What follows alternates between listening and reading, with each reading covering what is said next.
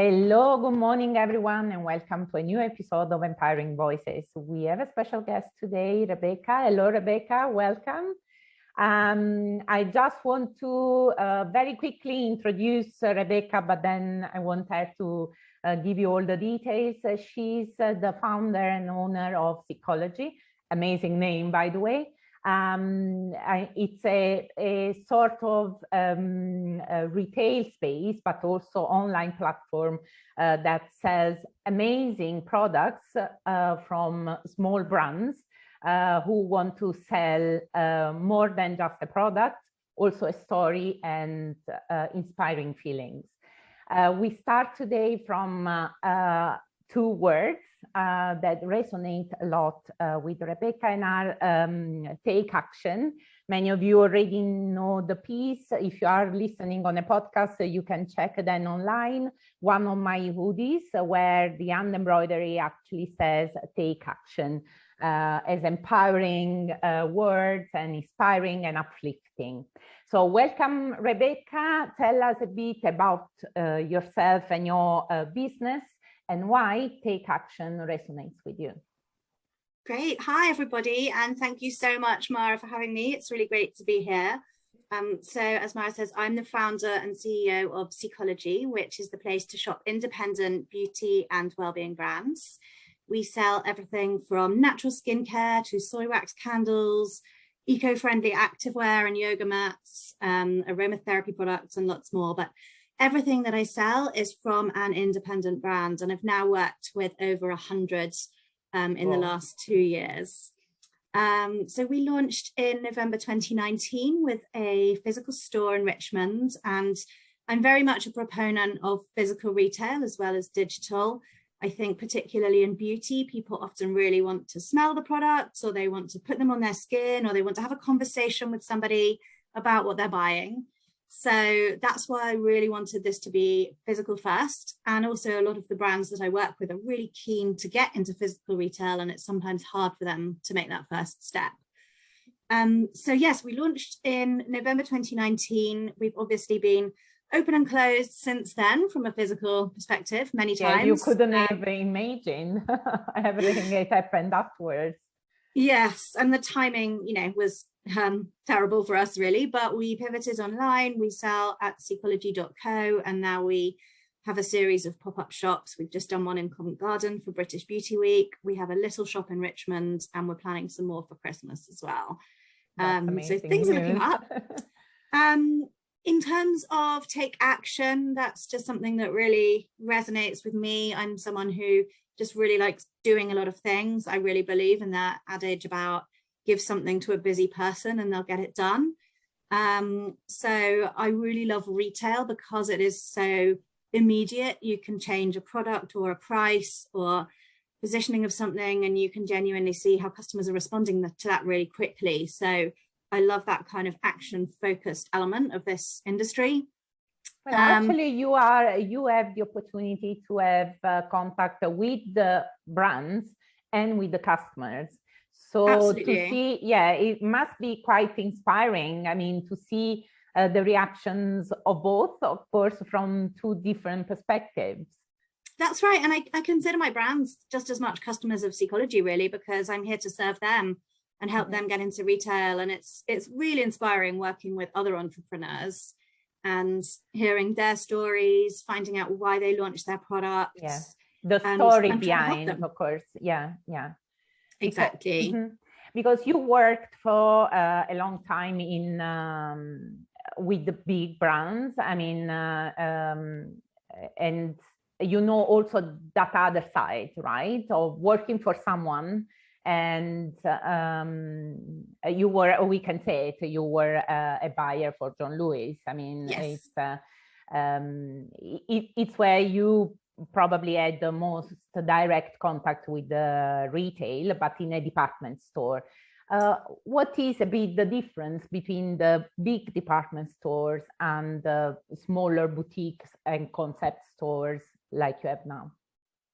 I think part of it is about just a big company versus a small company. By their nature, big companies tend to move slower. It's harder from a decision-making perspective to get things done quickly, to kind of take that action that we were just talking about. And I think John Lewis is a fantastic department store. It's got a lot going from it. And it's obviously one of the few that are still standing in the UK. Yeah, exactly. But at the same time, for me, I wanted to be in an environment that was a little bit more agile, where I could make decisions very, very quickly. So, for example, for a department store, being approached by a new brand, it could often take a year to get that brand out onto the shelves. Whereas I think my record at Seekology is about 48 hours from first meeting somebody. That's a huge difference. Okay, we've got a space in the shop. Let's just get you in and we'll figure out all the details. And, you know, I really love being able to move very quickly like that. And then secondly, from the kind of customer experience perspective, we touched on storytelling, but I think some of the bigger retailers, not specifically John Lewis, but I think it's hard for them to really bring through some brands. Yeah, the details too much, definitely. Exactly. I mean, if they want to do that for every single brand they have, it would be very time consuming. If you compare also to the 1 year to enter the shop, and then there should be too much work behind. And they have certain constraints and existing relationships, particularly in a category like beauty, where not everybody knows, but there are 2 or 3 big conglomerates in the beauty industry that actually own most of the brands that we're familiar with. And so retailers are very much enthralled to what those big conglomerates are looking for. So the likes of L'Oreal or Estee Lauder.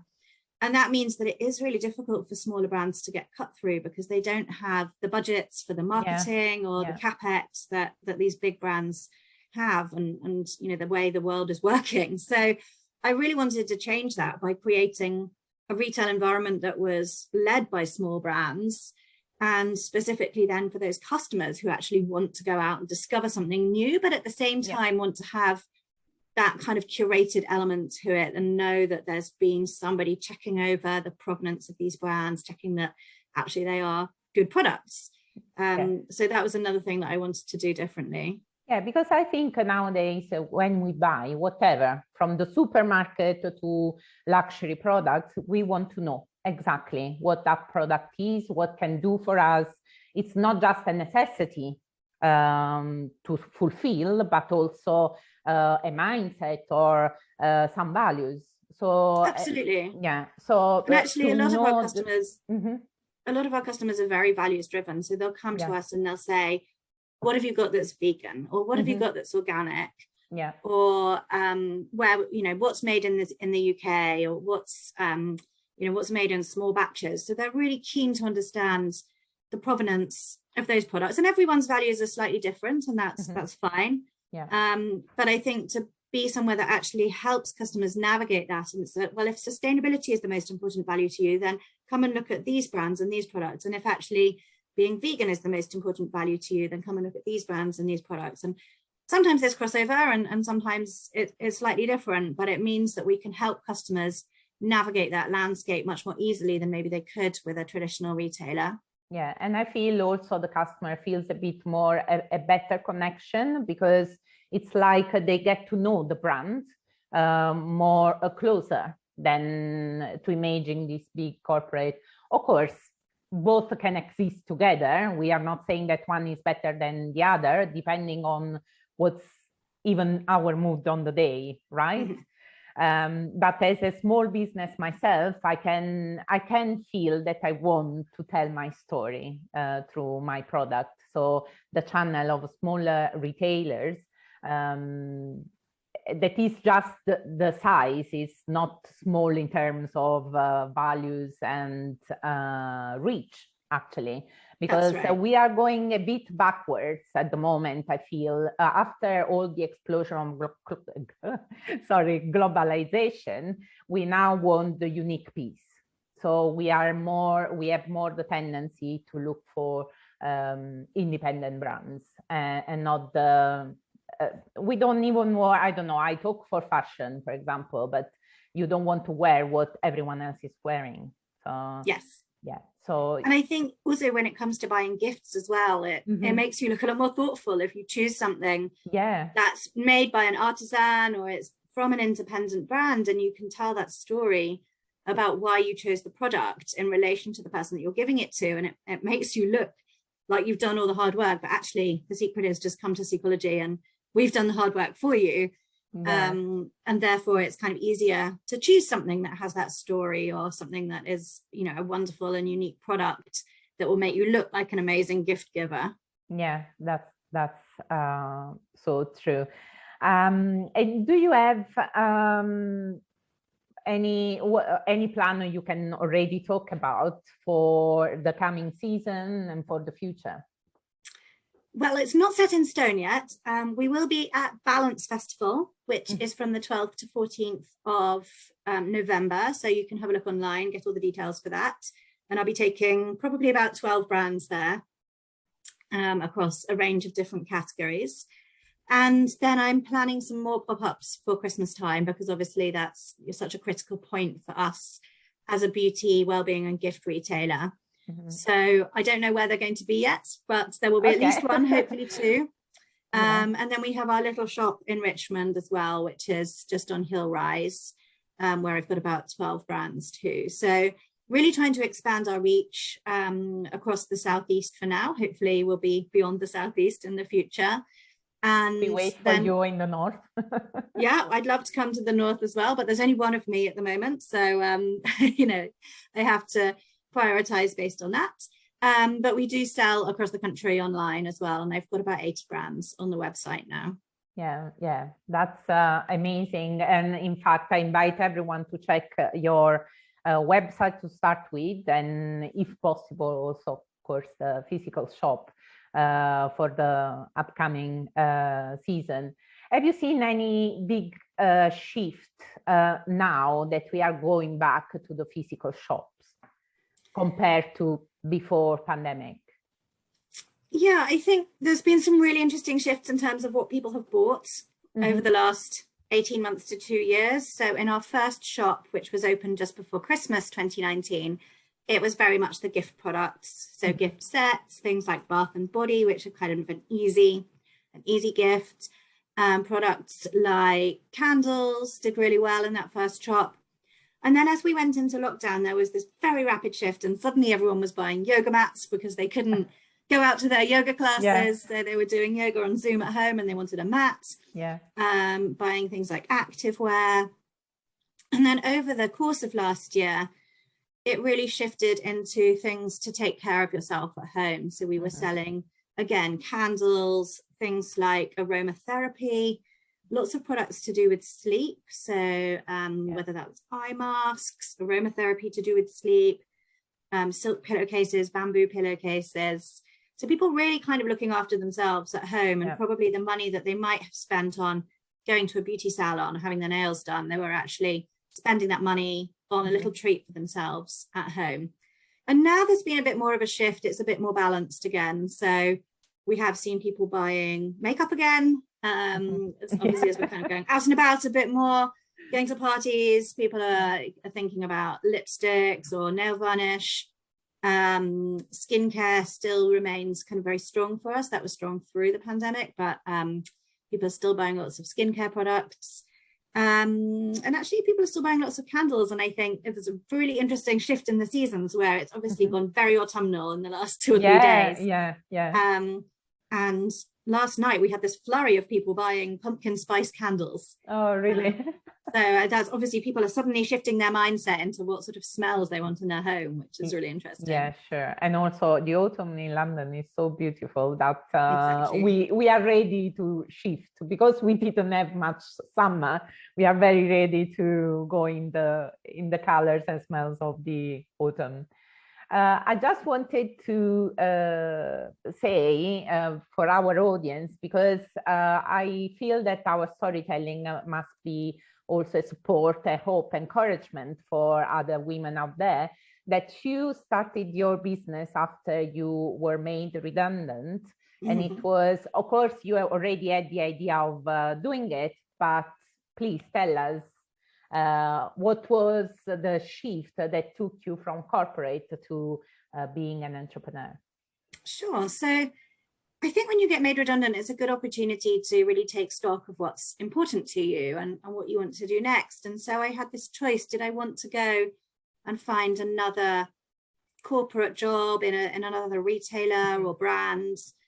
Or was it really time to think about things differently? And what I allowed myself to do was to go freelance and just use that to test the water with a few things, use that time when I was working freelance. And I also had a very small child at that point as well. So use that time to spend some time with her, and also to spend some time writing a business plan, which I think if I'd done it straight away when I was made redundant, I wouldn't have been quite ready. But after a couple of years and this freelance work, it really kind of gave me the confidence that I could go out there and make things happen. And I actually spent about 6 months working on Seekology before I launched. And I used that time to talk to lots of brands. I spoke to 50 brands before launching, because I wanted to be really confident that what I was going to create was something that brands would really want. And I also spent a lot of time on the customer side building up things like the social media presence, so that when I did launch, I was kind of ready to go.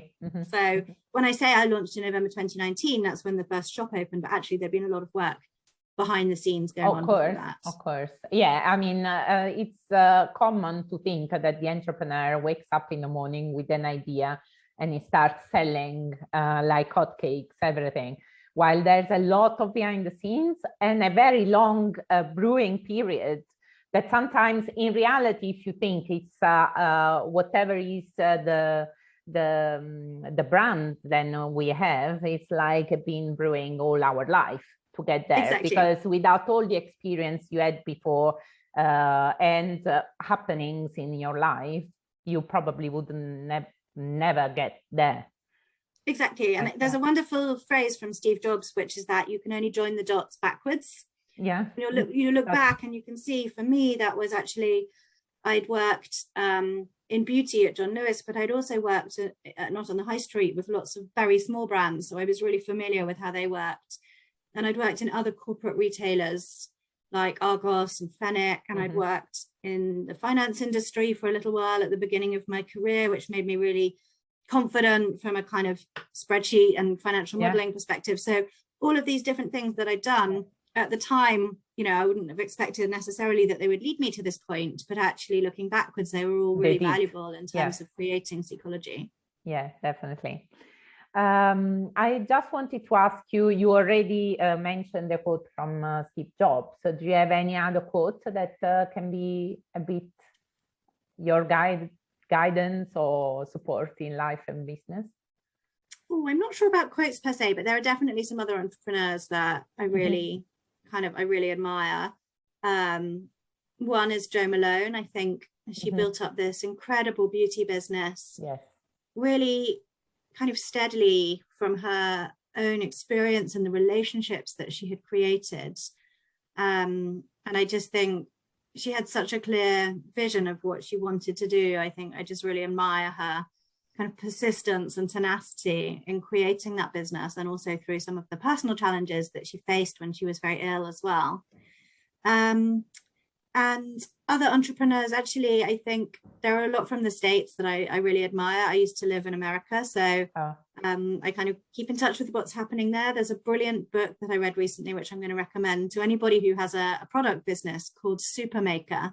And it is the story of another beauty entrepreneur who had a business called Schmidt's Naturals, which she started selling on market stalls and to her friends and family. And she built it up into this huge business and sold it to Unilever for many, many millions of dollars.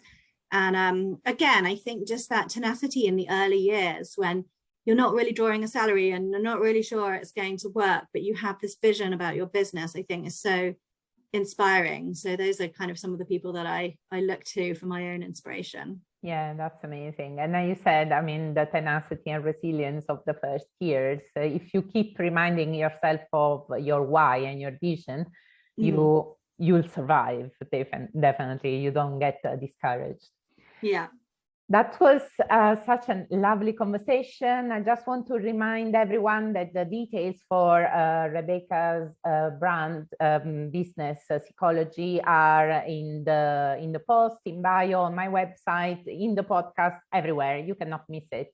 I really invite you to check her amazing brands and all the activities, because you organize also workshops and consultations. So it's a complete package that you can get. So thanks a lot for being with us. It's been a pleasure, and speak to you soon, everyone.